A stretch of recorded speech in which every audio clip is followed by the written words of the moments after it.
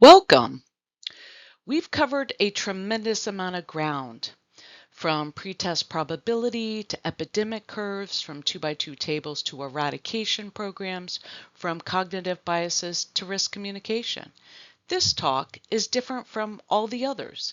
Instead of introducing new analytical tools, it steps back and asks, how does all of this fit together?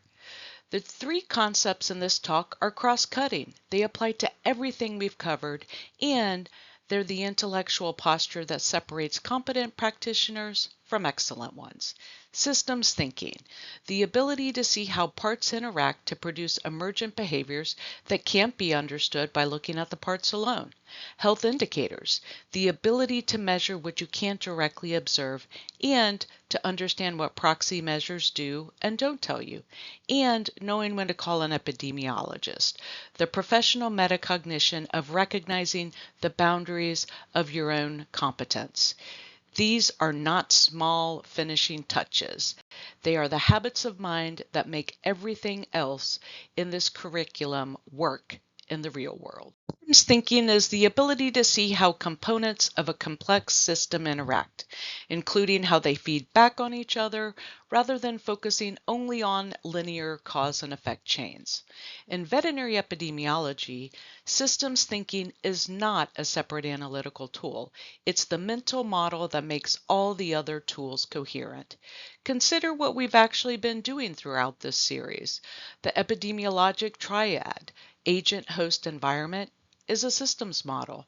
Disease emerges from the interaction of three elements, not from any one alone. The SIR model is explicitly a systems model. Populations are stocks, incidence and recovery are flows, and the epidemic trajectory emerges from the feedback between the infectious and susceptible compartments. Herd immunity is a systems phenomenon. Immunity in one part of the population protects another part through the dynamics of transmission chains.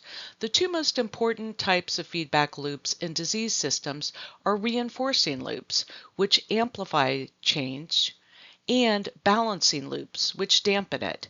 Disease spread is a reinforcing loop.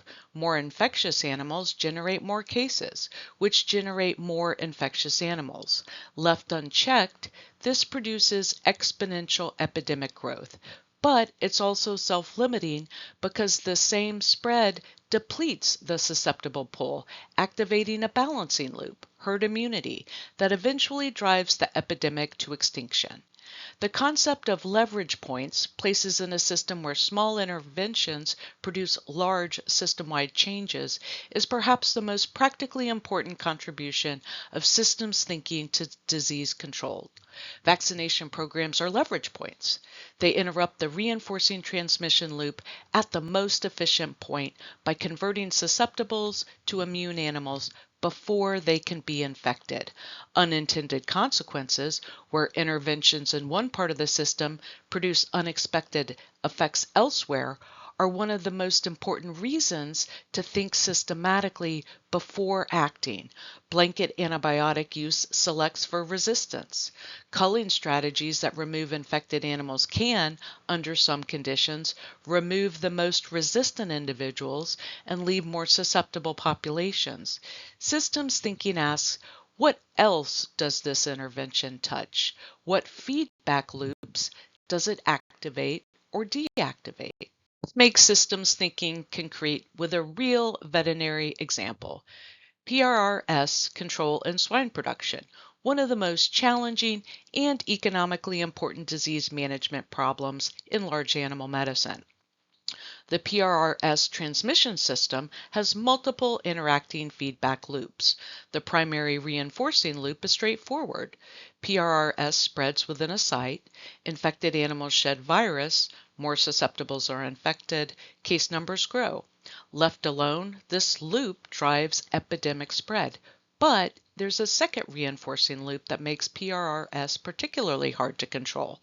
PRRS causes reproductive failure, abortions, stillbirths, weak piglets, which reduces the number of home-raised replacement gilts available. To maintain breeding stock numbers, the operation must must purchase replacement gilts externally. These externally purchased gilts are often naive to the circulating strain, and their introduction creates a fresh pool of susceptibles that re-amplifies transmission. Each intervention, vaccination, all-in, all-out production, gilt acclimation, addresses one or more of these loops. Vaccination reduces the transmission rate by reducing viral shedding. All in and all out interrupts continuous transmission by removing all infectious animals from the site before introducing a new cohort. Gilt acclimation exposes replacement animals to circulating virus in a controlled setting before breeding. But notice the unintended consequence embedded in the vaccination strategy. Some modified live PRRS vaccines can revert to virulence or spread the vaccine strain to naive animals, creating a new source of PRRS transmission within a system that was using vaccination to control natural strain PRRS. The system's lesson: no single intervention closes all the feedback loops driving PRRS persistence. Effective control requires simultaneous attention to multiple loops. Indicators are the measurement tools we use when what we actually care about can't be directly measured. This is more common than it might appear, and recognizing it changes how you interpret and use the numbers that indicators generate. The fundamental distinction is between the construct of interest, what we actually want to know, and the indicator, what we can actually measure. Sometimes these are closely aligned. Sometimes there's a meaningful gap. Proxy measures are variables that correlate with the true construct but aren't identical to it. Somatic cell count correlates well with udder inflammation and infection risk, but doesn't tell you which quarters are affected, which pathogens are involved, or whether the inflammation is acute or chronic. Body condition score correlates with nutritional adequacy, but is also influenced by breed, stage of lactation, health status, and observer variability. Latent variables are constructs that genuinely cannot be directly measured. They exist as theoretical constructs that we can only approach through observable proxies. Animal welfare is the most important example in veterinary medicine. We cannot directly measure how an animal feels. We can measure behavioral indicators, physiological indicators, and clinical indicators. Together, these observable measures approximate the latent welfare construct, but none is equivalent to it. Scoring systems and ethograms are standardized tools for turning subjective observations into reproducible, comparable measurements. Their validity depends entirely on whether they were developed and validated in a population similar to the one where you're applying them. Critical appraisal skills we developed in Unit 5 apply to health indicators just as they apply to diagnostic tests and research studies. An indicator is a measurement tool, and every measurement tool has validity, reliability, sensitivity, and specificity for what it measures and limits to where it applies. The first question, what does this indicator actually measure, is surprisingly often overlooked. When you calculate the average lameness score in your dairy herd, are you measuring animal welfare?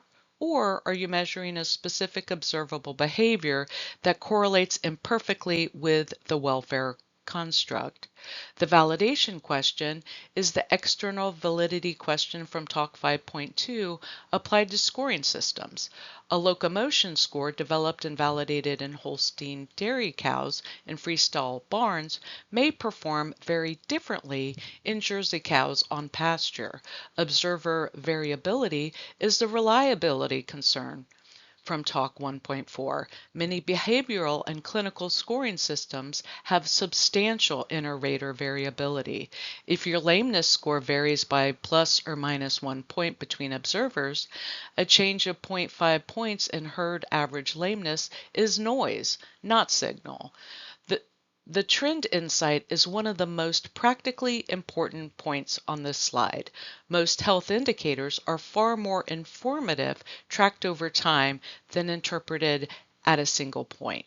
A body condition score of 3.0 in a cow at peak lactation is very different from a BCS of 3 that has been declining from 4.5 over 3 months.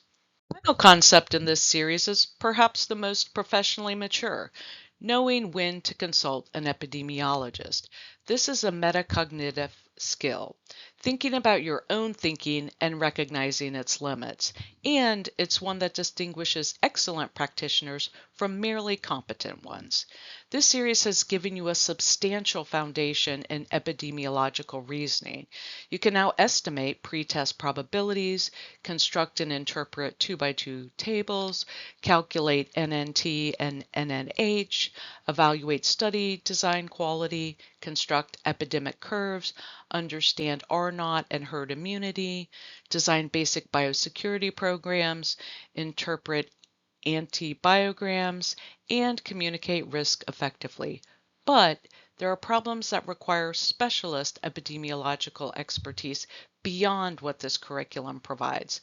Complex outbreak investigations involving multiple premises, multiple jurisdictions, and potential foreign animal disease require the resources, authority, and technical capacity of trained field epidemiologists. Design of formal surveillance systems requires expertise in survey methodology. Analysis of large data sets with complex structure requires statistical skills that go beyond this foundation. Consulting an epidemiologist is not admitting that you don't know enough. It's recognizing that epidemiology, like surgery, cardiology, or oncology, is a specialty within its own body of technical knowledge and practical skills. The professional standard: be confident in applying the epidemiological reasoning skills you've developed here. Be appropriately humble about their limits.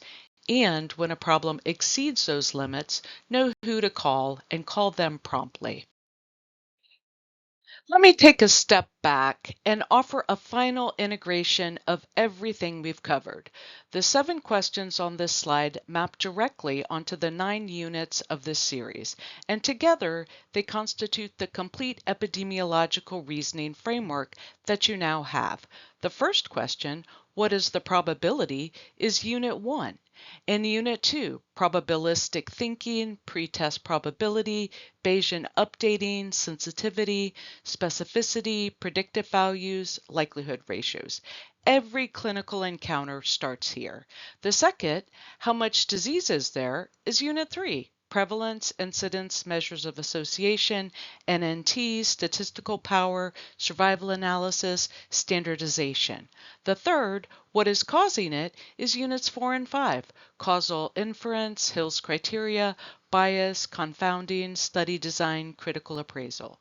The fourth, how is it spreading, is Unit 6. Natural history, the epidemiologic triad, modes of transmission, compartmental models, R0, herd immunity, vaccines, prevention stages, eradication.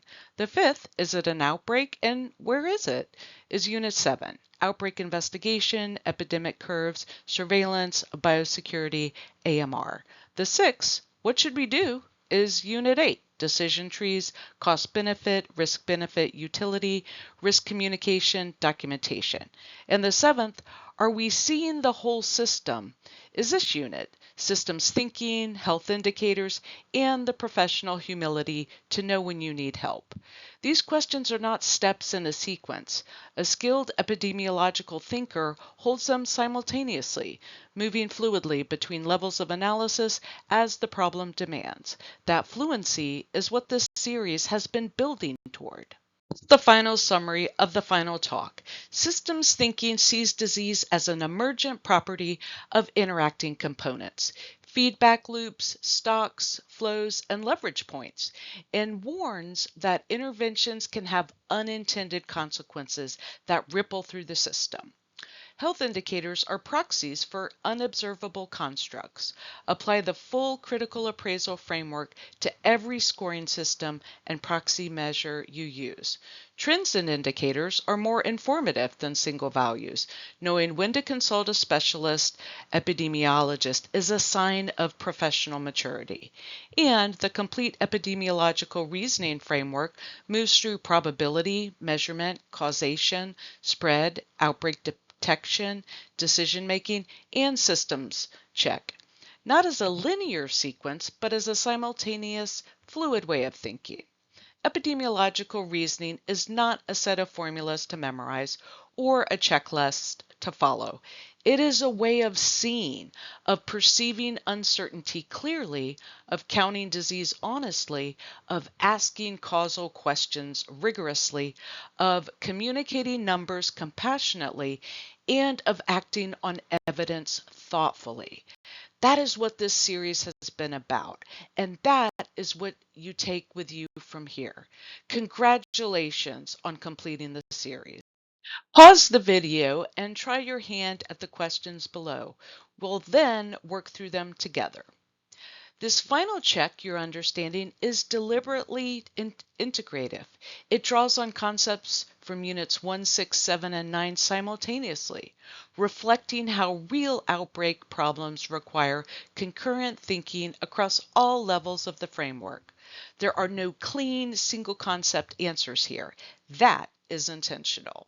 Question 1, causal loop diagram. A causal loop diagram for this broiler respiratory outbreak would include reinforcing loops such as infected birds shed pathogen leading to environmental contamination, leading to increased exposure of susceptible birds, leading to more infected birds. Mortality creates carcasses, which serve as additional environmental contamination sources. Leverage points include reducing contact rates through temporary confinement, enhanced biosecurity between farms, and vaccination if etiology is confirmed. Question 2, epidemic curve. A point source curve shows a single sharp peak across all 12 farms concentrated within approximately one incubation period. A propagated spread signature shows multiple successive waves of mortality with later farms showing later onset dates. Investigation priority differs based on which pattern is observed. Question 3, flock mortality rate. Strengths include objectivity and routine collection. Limitations include being a lagging indicator, lacking specificity for respiratory etiology, and potential threshold sensitivity issues. Additional indicators to recommend include respiratory symptom prevalence, feed consumption monitoring, water consumption tracking, and active sentinel surveillance. Question 4, when to call. This situation meets multiple criteria for specialist consultation. Immediate contact should include state veterinarian, USDA APHIS, veterinary services if FAD cannot be ruled out, state diagnostic lab, avian health specialist, and state/federal epidemiologist. Your role as the practitioner who first identified the problem continues throughout. Specialist consultation adds expertise. It doesn't transfer your professional responsibility.